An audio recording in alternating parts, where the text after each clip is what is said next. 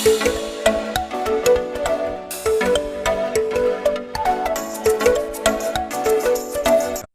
semuanya, teman-teman, sahabat saya sekalian. Selamat datang lagi di channel saya, channel yang membahas segala sesuatu yang berhubungan dengan bahasa, sastra, budaya, dan hal-hal yang berhubungan dengannya. Baiklah, jadi pada kesempatan kali ini saya ingin berbagi bacaan yang sudah saya baca selama masa pandemi corona ini. Sebenarnya hanya beberapa, tapi semoga bisa menjadi referensi teman-teman sekalian. Kemudian juga bisa membuat kita semakin terus mencintai membaca. Buku pertama ini dari Marian Katopo yang judulnya Raumanen. Jadi beliau adalah penulis perempuan. Di sini sekitar tahun 70-an gitu ya. Beliau cukup terkenal pada saat tahun 70-an. Kemudian beliau juga mendapatkan banyak penghargaan pada tahun 1978, kemudian Southeast Asian Right Word in 1982 gitu ya. Jadi ini penulis lama sebenarnya, cuma diperbaharui kembali. Nah, novel ini cukup unik.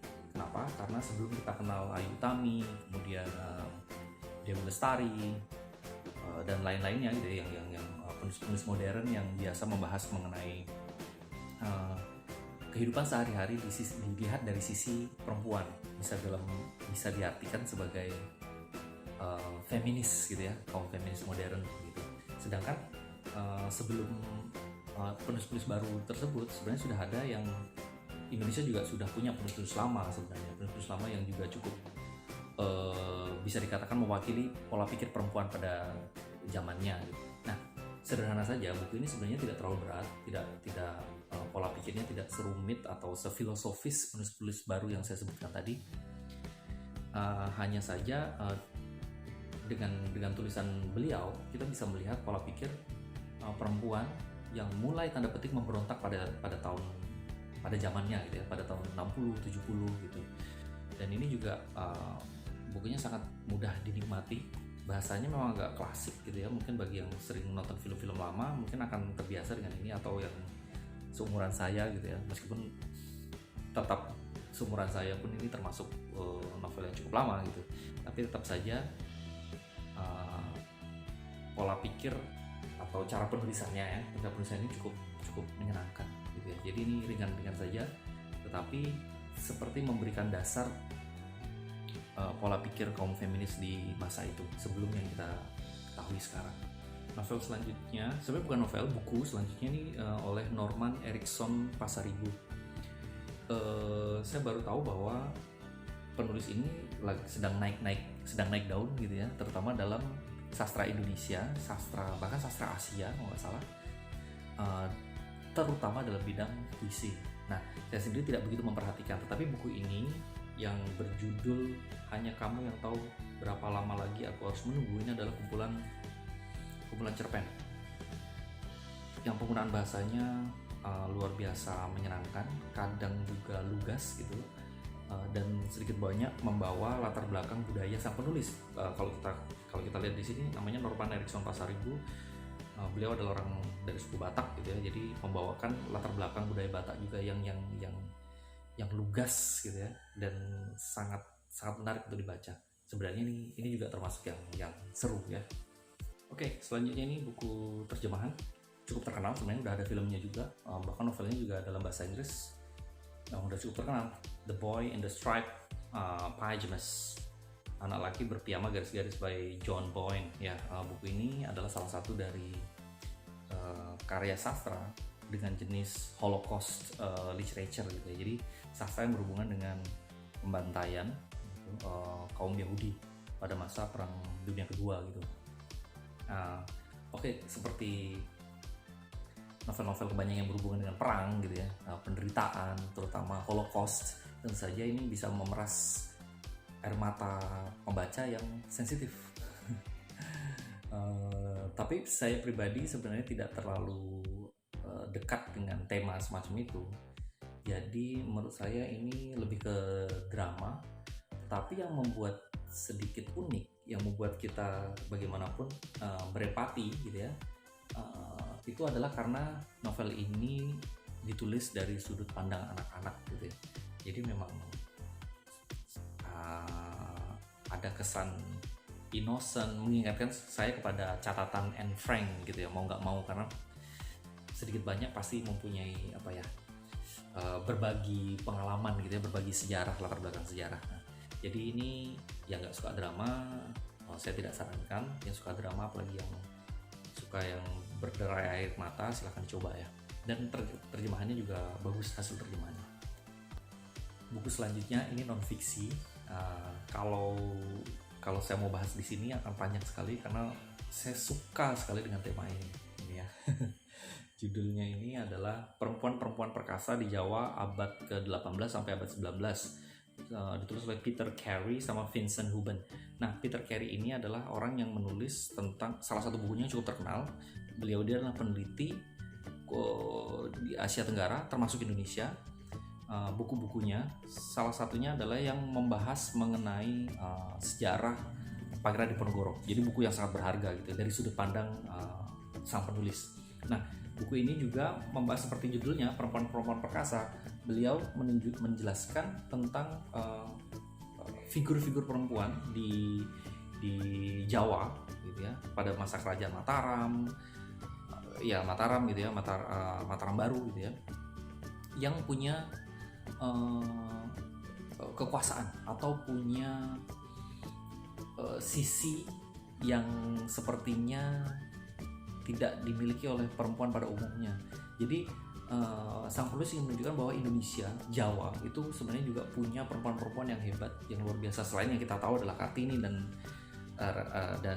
Cut Nyak atau tokoh-tokoh perempuan lain yang tertulis sebagai pahlawan nasional Indonesia gitu ya. Sedangkan di sini nulisnya panjang lebar, meskipun dengan buku yang cukup tipis, tapi termasuk prajurit perempuan Indonesia ya, Jawa maksudnya, prajurit yang benar-benar memegang senjata dan mereka benar-benar istimewa gitu ya.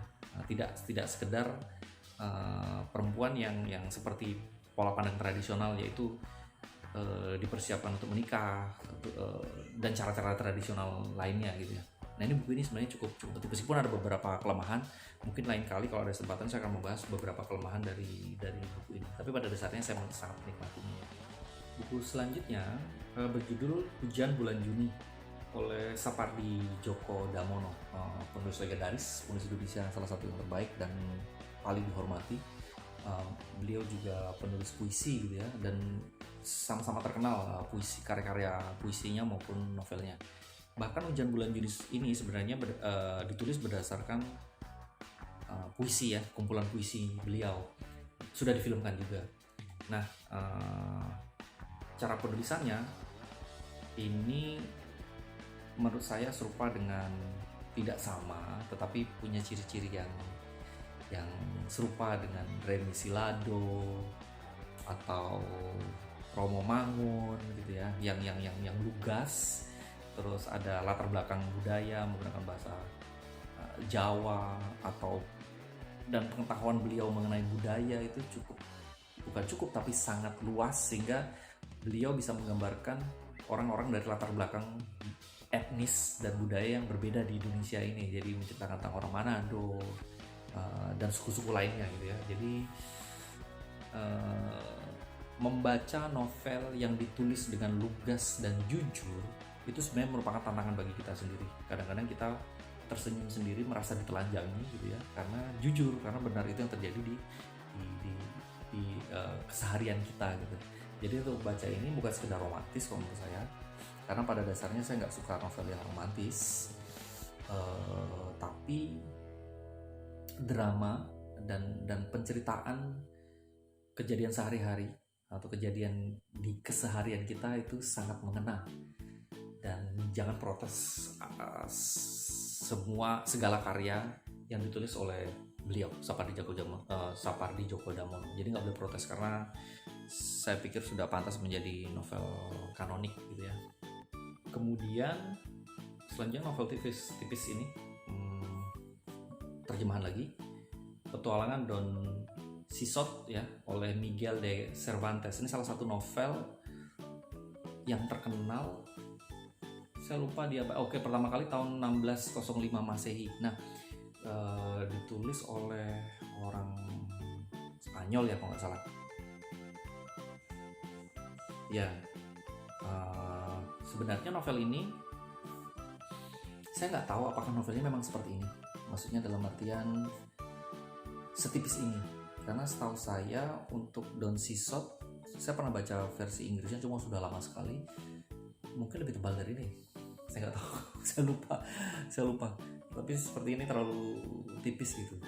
Nggak tahu deh. Nanti saya akan cari tahu. Tapi novel ini menjadi salah satu novel gaya modern, ya tanda petik ya, modern pada zamannya, dimana novel-novel sebelumnya, karya-karya prosa gitu ya, fiksi sebelumnya itu bercerita dengan menggunakan gaya-gaya tertentu, dengan penggunaan bahasa tertentu. Tapi si Miguel de Cervantes ini menceritakannya dengan menciptakan dunia baru, menggunakan fantasi. Jadi jangan-jangan kenapa dikatakan modern, salah satu novel pioneer the modern fiction itu mungkin karena tema yang digunakan gitu ya di dalam novel ini gitu. Jadi ini dongeng saja sebenarnya tentang kegilaan seseorang yang bernama Don Quixote gitu ya. Nama panjangnya si tokoh utama ini dia apa namanya menjuluki dirinya sendiri adalah Don Quixote de la Mancha gitu ya. Orang yang sudah cukup berumur tetapi agak terganggu kejiwaannya, merasa bahwa dia adalah seorang ksatria dan dia pergi berkelana untuk melawan musuh-musuh atau cerita-cerita seperti yang cerita-cerita legenda, melawan penjahat, membebaskan putri, hal-hal semacam itu. Sedangkan yang dilawan dia adalah orang-orang biasa gitu. Jadi membuat kita berpikir kita sendiri, kalau menurut saya kita sendiri sebenarnya yang gila karena kita masuk ke dalam pola pikirnya yang terganggu itu tadi. Atau sebaliknya, malah sebenarnya yang gila adalah orang-orang di sekitarnya. Itu analisis saya sendiri ya. Bahwa sebenarnya dia mengatakan yang sebenarnya gitu. Seperti apa? Silakan baca ya. Oke, next. Terjemahan lagi. The Turn of the Screw oleh Henry James. Ini novel yang canonik juga, masuk dalam gothic fiction, satu aliran, satu genre, satu gaya dengan Bram Stoker's Dracula, Mary Shelley's Frankenstein, kemudian dan sebagainya gitu ya, yang gothic gitu ya. Wajib baca. Ini novel horor. Cuma yang dimaksud horor seperti apa, saya pikir gothic itu bukan sekedar menakut-nakuti pembaca, tetapi juga memberikan gambaran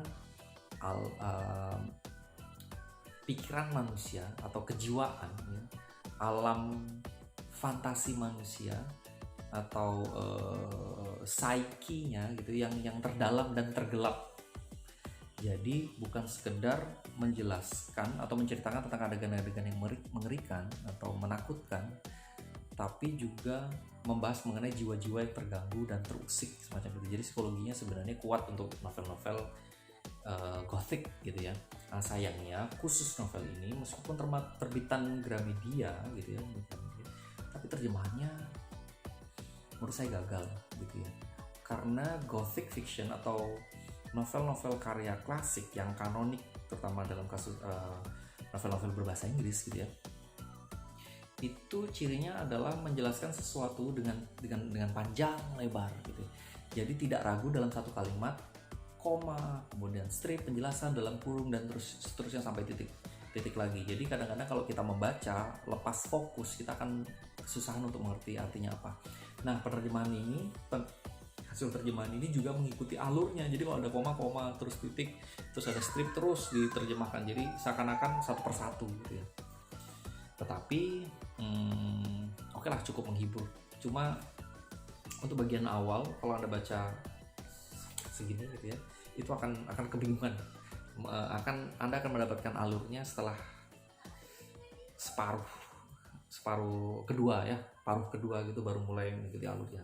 Paruh pertama ini masih agak bingung dengan terjemahan yang kurang berhasil menurut saya. Selanjutnya lagi ini novel non fiksi. Sebenarnya sebenarnya ini filsafat ya, filsafat Jawa tepatnya. Judulnya Agama Agemik Aci, Menelisik Akar Spiritualisme Jawa oleh Asti Musman. Ini buku yang sangat bagus karena membahas mengenai spiritualisme Jawa yang tidak bisa sekedar dikotakkan menjadi sama dengan agama gitu ya. Jadi di sini menjelaskan bagaimana orang Jawa itu konsep dasar dan latar belakang sejarah pemikiran orang Jawa terhadap Tuhan, agama, manusia, kehidupan, alam, dan sebagainya gitu ya. Membaca ini membuat saya berpikiran bahwa Indonesia itu sudah seharusnya, memang beberapa tahun yang lalu sudah digalakkan juga untuk kita kembali ke filsafat Nusantara ketika kita akan membahas soal filsafat, karena pada sampai sekarang ini gitu ya, kita masih merujuk pada filsafat Barat, Western philosophy yang berakar dari Plato dan teman-teman gitu ya, atau filsafat Timur yang berdasar filsafat Timur tanda petik itu lebih ke India, kemudian China gitu ya. Ternyata Nusantara juga punya pola pikir filsafat sendiri. Ini salah satunya saja. Ini Jawa gitu ya. Di sini mempertanyakan dan menjawab semua hal yang berhubungan dengan manusia, termasuk misalnya di sini ada hakikat pengalaman mistik, yang dimaksud dengan pengalaman mistik seperti apa, kemudian wayang purwa sebagai sarana dakwah agama Islam juga di sini, jadi sangat-sangat menarik. Ini kumpulan cerpen coret di toilet oleh Eka Kurniawan, salah satu penulis favorit saya ya, yang 2-3 tahun ini saya perhatikan gitu ya. Nah, ini kumpulan cerpennya ditulis beliau pada saat masa gegap gempita kejatuhan Orde Baru saat itu ya. Jadi memang cerpen-cerpennya itu seperti pesta pora ya kan? Pemikiran bebas, pemikiran yang sebelumnya terkekang gitu ya, seperti curhat yang akhirnya tersampaikan gitu ya. Hanya memang Eka Kurniawan ini cukup berbeda dengan penulis-penulis lainnya yang liar sekali gitu ya, yang menjelaskan Orde Baru dan masalah-masalahnya itu dengan nafsu yang bergelora, membakar ya. Yang ini dengan cara yang tengil gitu ya, yang nakal gitu ya, dan kadang-kadang agak polos gitu ya. Cuma kalau dibandingkan dengan karya-karya beliau setelahnya itu agak sedikit ringan ya. Jadi memang tidak harus sih sebuah cerpen itu harus mempunyai ending yang bagus, yang membuat orang itu mendapatkan sesuatu gitu, plot twist dan sebagainya, nggak harus seperti itu. Tetapi di sini kayak kurang greget, karena bukan berarti ini nggak bagus, tapi kalau dibandingkan dengan karya-karyanya setelahnya gitu ya, mungkin memang ya karena kedewasaan itu berpengaruh juga bagi para penulis ya. Akhir saya belum baca, meskipun saya sudah punyanya lama sekali gitu ya, cukup lama. Ini novel ini judulnya Ang Om Etun Fen by Stanley Dirgapraja. Stanley Dirgapraja ini teman saya waktu SMP. Serius. Jadi saya belum sempat baca. Saya akan baca nanti selama karena kita masih masa pandemi ya, jadi akan masih masa karantina, jadi masih akan banyak yang akan saya baca, yang beberapa buku yang belum pernah saya baca juga saya akan kulik-kulik kembali ya. Nah, ini sebenarnya ada tema queer ya, ada tema queer di sini. saya nggak keberatan dengan tema apapun itu juga, soalnya termasuk Ayu Tami, kemudian Dewi Lestari di Supernova pertama dan beberapa karya lainnya juga sudah juga memasukkan elemen-elemen queer di dalam novel-novelnya. It's fine gitu ya. Saya bukan yang anti gitu ya. Tapi yang unik di sini, queer itu tidak dijelaskan dengan cara yang romantis sepertinya ya, karena sebelum baca saya lihat ya, kayak menantang saya juga untuk melihat apa ada di sana karya sastra Indonesia yang melibatkan atau memasukkan elemen queernya gitu. Apakah memang benar-benar queer 100% atau tidak gitu, saya belum baca gitu ya. Tetapi apakah ada novel di sana yang tidak melulu mengekspos gitu ya cerita percintaan yang berhubungan dengan queer itu tadi gitu ya. Jadi pada dasarnya saya tertantang untuk baca ini gitu ya, karena kayaknya sih romantis sih kayaknya gitu. Jadi saya juga bukan pembaca romantis, tapi we'll see lah. Karena dari beberapa lembar pertama yang saya baca, luar biasa keren. Maksudnya K-pop memang, tapi enjoyable ya. Nanti kita baca deh ya. Oke, terima kasih semuanya teman-teman sudah nonton video ini sampai selesai ya. Semoga novel-novel buku-buku ini itu memberikan referensi, juga memberikan